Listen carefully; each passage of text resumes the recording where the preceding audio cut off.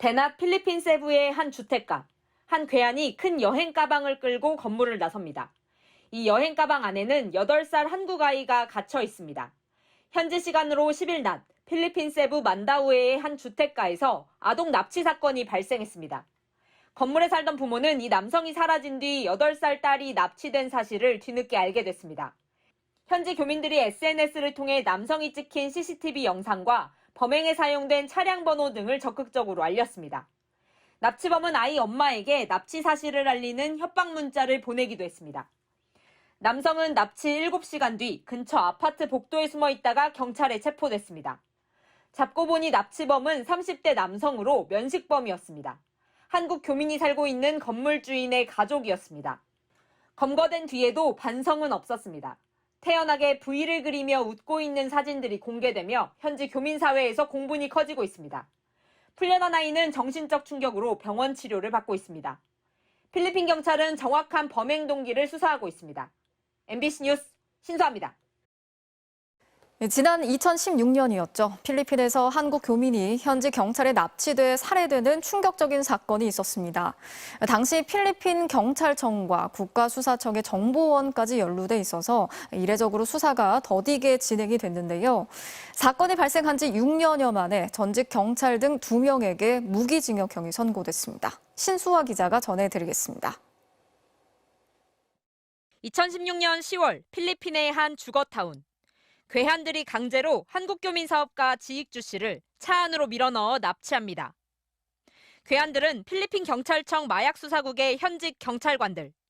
지 씨의 몸값을 노리고 집에서 지 씨를 납치한 겁니다. 지익주 씨는 납치된 차 안에서 9,200만 원의 몸값도 제시했지만 경찰들은 무시한 채 납치 당일 마닐라에 있는 경찰청 건물 옆 주차장에서 지 씨를 살해했습니다. 당시 MBC가 취재한 지 씨의 사망 확인서입니다. 범인들은 전직 경찰관이 운영하는 장례식장 등에서 지 씨 국적을 위장해 시신을 화장했고 유골은 화장실 변기에 버린 것으로 드러났습니다.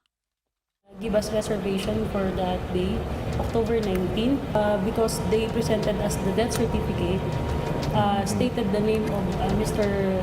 late Jose Salvador. 범죄 행각은 이뿐만이 아니었습니다. 당시 범인들은 지 씨 부인에게 남편이 살아있는 것처럼 문자를 보내 몸값 800만 페소, 약 1억 8천만 원을 요구했습니다. 가족이 1억 2천만 원을 가까스로 구해 넘겼지만 이틀 뒤 범인들은 남편은 무사하다며 마지막으로 1억 원을 달라고 요구하다가 연락을 끊어버렸습니다.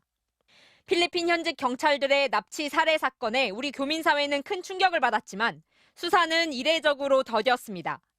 알고 보니 필리핀 경찰뿐 아니라 MBI, 필리핀 국가수사국까지 연루된 범죄였던 겁니다.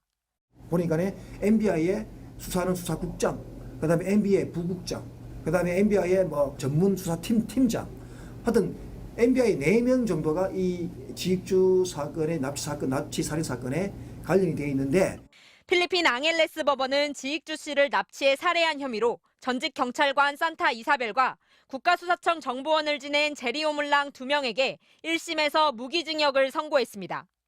하지만 법원은 납치 살해를 지시한 혐의로 기소된 경찰 고위 간부에 대해서는 무죄를 선고했습니다.